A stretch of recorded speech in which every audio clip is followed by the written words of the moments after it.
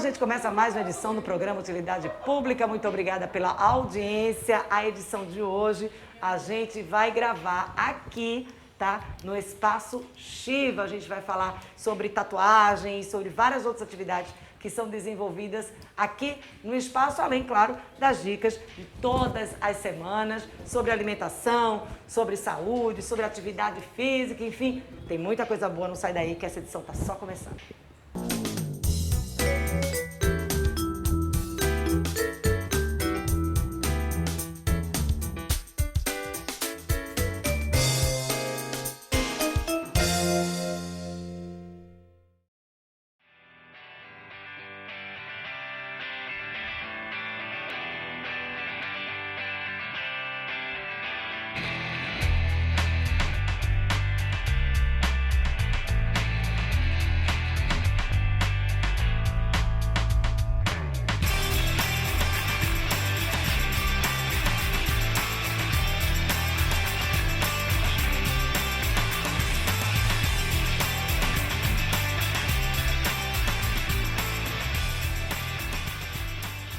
E a gente começa o programa de hoje falando sobre tatuagem. Pois é, gente, a cada dia que passa, a gente tem encontrado mais pessoas buscando os estúdios de tatuagem, tá? Não é como era antigamente, não, que você tinha grupos específicos que buscavam as tatuagens. Agora, todo mundo quer fazer uma tatuagem. E aí a gente vai bater um papo aqui com o Ricardo Viana, que é o tatuador, tá? Aqui do Espaço Shiva, que tem o estúdio Shiva, que faz tatuagem. Primeiramente, muito obrigada, né? Por estar recebendo a equipe toda de utilidade pública para a gente estar trazendo essas informações que são de utilidade pública. Obrigado a vocês pela presença aqui no espaço, é uma honra para a gente estar recebendo vocês. Durante muito tempo, como a gente conversou aqui, você tinha grupos específicos que faziam tatuagem, que buscavam tatuagem. Hoje, não é mais assim. Hoje você vê todo mundo de qualquer grupo, de qualquer perfil, buscando tatuagem. Exatamente. Antigamente, tatuagem era uma coisa mais voltada a grupos marginalizados, a piratas e grupos muito à margem da sociedade.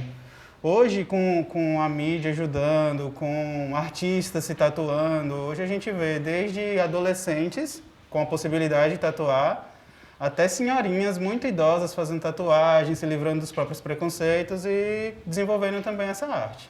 E aí, durante esse período da pandemia, com todas as atividades suspensas, a atividade do tatu também foi. E agora, retomando as atividades, o que muda agora no ambiente de vocês, na forma de atendimento? Então, com essas mudanças, a gente teve que se adaptar ao mercado. Então, a gente não pode mais trabalhar em um salão com todos os tatuadores trabalhando ao mesmo tempo, como sempre foi. A gente está tentando trabalhar de forma privada, cada tatuador com o seu cliente num lugar específico, isoladinho. Estamos seguindo também todas as normas, com álcool, com máscara e toda essa nova realidade que a gente está tendo que se adaptar, né? Isso reduz, por exemplo, a quantidade de tatuagens, logicamente, que vocês faziam por dia. Né? Isso impacta nesse quantitativo, você não pode mais trabalhar com 2, 3 tatuadores no mesmo ambiente, né? E assim, aqui é um espaço maior, gente, que além de tatuagem, também são ofertadas outras atividades que a gente também vai estar trazendo aqui nessa edição do Utilidade Pública, mas a estrutura para tatu é uma estrutura que vocês deixam lá específica apenas para isso. Apenas para isso, exatamente. A gente consegue atender vários clientes ao mesmo tempo porque são salas separadas, tem mais de uma sala. Então, a gente consegue ainda manter um fluxo saudável de clientes, mas com toda a segurança possível. Teve alguma mudança, por exemplo, de pergunta, de questionamento, de cliente, agora com esse retorno das atividades? Com certeza. Antes a gente passava algumas dicas para os clientes antes da tatuagem, mas era mais relacionado ao cuidado com a pele, ao cuidado com o sol. Hoje a gente tem que fazer uma filtragem sobre a saúde daquele cliente antes de tatuar, saber se ele já teve algum sintoma, saber se ele está se sentindo realmente bem para fazer aquela tatuagem. E isso mudou. A gente tem que fazer essa filtragem antes da tatuagem. E aí essa filtragem inclui, traz mais detalhes para a gente como é que funciona isso. Essa conversa é praticamente um relatório mesmo, um questionamento sobre a saúde desse cliente, né? Traz mais detalhes pra gente. Então, a gente envia por rede social um flyer com todas as orientações e logo em seguida a gente faz algumas perguntas para saber se o cliente está apto. E é mais um diálogo mesmo, não chega a ser algo burocrático. A gente dialoga com o cliente e vê se o prazo que ele teve, os sintomas, se está dentro do possível ou se não está, simplesmente. Por exemplo, uma pessoa com tosse, e aí, logicamente, as dúvidas vão surgindo, né? Porque aí tenho certeza que quem quer se tatuar também acaba tendo essa dúvida. Uma pessoa com tosse, por exemplo, não dá pra vir. A gente espera aguardar. Tem que esperar Tem que ficar esperar bem. aguardar. Não só por questão da tosse mesmo, da questão de ser uma virose, tá? Que isso já demandaria que a pessoa esperasse ficar boa, mas porque a tosse ela pode atrapalhar o processo da tatuagem. Também, se for em excesso, ela pode atrapalhar bastante. E por ser um dos sintomas, a gente tenta eliminar no primeiro sintoma. Tá. Assim, eliminar a possibilidade. E tem sido legal porque os clientes têm acatado isso também, têm entendido essa nova realidade e está sendo bem legal. Algumas curiosidades, por exemplo, nesse universo da tatuagem, independentemente aí dessa questão desses cuidados da pandemia, que já ficaram claro aqui como é que funciona isso aqui no Espaço Shiva. Tem uma faixa etária que procure mais para fazer tatuagem? Olha, a faixa etária que a gente costuma atender mais está ali entre os 24 a 34 anos, mais ou menos. Mas a gente atende muito de todo mundo. Muito. Mas essa faixa etária, a gente não vai falar de todas, tá, gente? A gente vai tentar pontuar aqui algumas coisas, trazer algumas curiosidades. Essa faixa etária é para fazer a primeira tatu, a segunda, é para consertar alguma que foi feita, que não curtiu? Ambos, para tudo. A gente tem, desde as primeiras tatuagens, normalmente quem faz a primeira acaba vindo outras vezes para fazer com outros artistas da casa e sempre voltam. Mas essa faixa etária tá desde a primeira tatuagem até o fechamento de corpo, assim, tem de tudo, assim. Tem alguma coisa específica que as pessoas elas peçam mais? Por exemplo, alguma tatuagem que seja personalizada? Ou ainda tem aquela turma que vai ali, que procura alguma que já foi feita, que já foi fotografada e diz assim, não, eu quero uma igual a essa? Então, acontece bastante do pessoal vir com a ideia pré-definida na cabeça. E muitas vezes elas procuram esse catálogo, que era algo muito tradicional nos estúdios de tatuagem.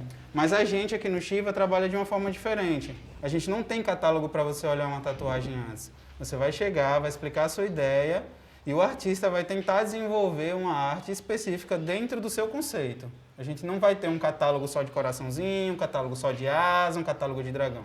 A gente vai desenvolver uma arte exclusiva para você. E às vezes a pessoa traz ali, eu não sei se acontece muito com vocês, mas a sensação que a gente tem quando a gente busca um pouco de informação sobre tatuagem, obviamente as pessoas agora printam ali, fazem uma captura de tela e levam para o tatuador. Mas às vezes tem aquele tatuador que tem um traço que não é tão fino e ela quer aquela tatuagem. Como é que funciona isso quando a pessoa chega com uma ideia como essa? Vocês conversam, chegam, abrem para o jogo, olha, esse traço é um traço muito fino, a gente aqui, por exemplo, trabalha mais de outra forma, ou vamos adaptar? Então, nesse caso funciona assim, a gente pega a ideia do cliente e tenta trazer, como são vários artistas na casa, a gente tenta trazer a ideia do cliente mais próxima do artista que se identifica com aquilo. Então, se o cliente quer um traço fino, a gente vai pegar um artista que é especialista em traços finos e passa para ele fazer, entendeu? A gente tenta selecionar cada arte específica para o tipo de arte que o artista faz, assim. A gente já trouxe um programa especificamente sobre tatuagem, utilidade pública, que você que acompanha, está lá no nosso canal no YouTube. E, claro, algumas dúvidas, elas são recorrentes, por exemplo. A pessoa nunca fez uma tatuagem e aí resolveu fazer a primeira. Não fez ainda porque tem muito receio. Ai, será que dói? Será que não dói? Como é que é a orientação de locais que sejam mais sensíveis, entendeu? E outros que sejam assim, que a pessoa consiga resistir mais tempo ou com menos dor. Eu sei que isso é muito relativo, vai depender da sensibilidade de cada um. Mas tem locais que dói mais para fazer tatu. Exatamente. Quando é a primeira tatu de alguém, a gente tenta orientar para lugares que doam menos. Por exemplo? Por exemplo, o braço. Os locais do braço normalmente não dói muito pouco, é muito mais fácil das pessoas resistirem. Mas, no geral, mulheres gostam muito de fazer em lugares mais escondidos, como costela. E é um lugar que dói bastante. Assim, dos lugares do corpo, eu acredito que seja um dos que mais dói.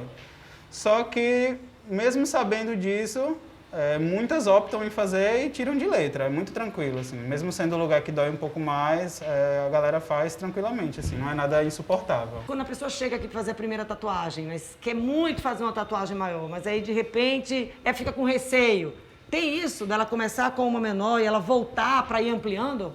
Acontece muito da pessoa vir com a ideia de fazer uma pequena para sentir a dor, para ver como é que é, para ver como é um estúdio de tatuagem. E normalmente essa pessoa que tem uma ideia, ela já tem mais 2, 3 guardadas no subconsciente ali.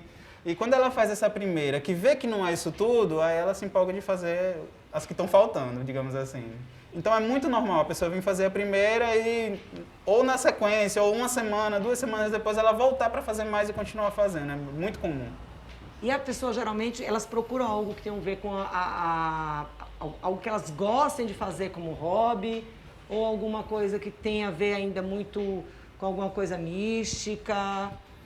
Olha, a gente tem de tudo, é muito relativo. A gente tem desde essa questão mística, questão espiritual, que as pessoas querem registrar, quanto a gente tem homenagem para a família, homenagem para o filho, homenagem para o pet. E a gente tem muito também as tatuagens ornamentais, que não precisam ter necessariamente um significado. Elas estão ali apenas de uma forma estética para ornar o corpo da pessoa. Né? Aqueles tribais, passou um tempo que assim, todo mundo queria fazer tribal. Você tinha no braço, tinha na perna. Ainda continua? Ou numa escala menor? Não, na verdade, assim, esse tipo de tatuagem, elas são temporais, né? Tem um período que o pessoal faz muito, vira aquela moda e depois ela dá uma esfriada. A gente ainda faz, ainda tem procura, mas não é como há 3 anos atrás, por exemplo, que era uma febre e todo mundo queria ter um tribal. A gente estava falando muito agora, gente, de locais que são mais sensíveis. Outro dia eu estou conversando aqui com o Ricardo e estou vendo que ele tem tatuagem aqui, né? Aqui na cabeça, aqui no couro. Esse seria um local aconselhável para quem está começando ou para quem já é um pouquinho mais resistente à dor? Essa aqui já é um pouquinho pesada já, mas é tranquilo também, não, nada insuportável. Tô começando a desconfiar desse tranquilo de Ricardo, tá? Porque olha, aqui a tatuagem dele é grande, a gente vai mostrar aí. A gente está conversando, vocês vão ficar vendo as imagens que a gente vai gravar aqui logo depois da entrevista. Então, assim, começou e passou aqui, olha, correu aqui pro pescoço. Essa é uma região sensível. É muito sensível, bastante. Quando a gente fala sensível, gente, é porque vai doer. Vai doer. Pode doer um bocado, tá? Mas tem gente que topa essa dor. E claro, algumas dúvidas a gente ainda vai estar esclarecendo nessa edição do programa Utilidade Pública. Ele trouxe aqui homenagem para pet. Eu já tive a oportunidade de fazer uma matéria sobre isso. E é muito bacana, porque tem crescido muito. As pessoas têm muito tatuado. Essa homenagem para pet, a gente vai falar um pouquinho sobre nomes, sobre essa questão de me arrependi de fazer a tatuagem e agora, ou me arrependi daquela tatuagem agora. Utilidade Pública volta já.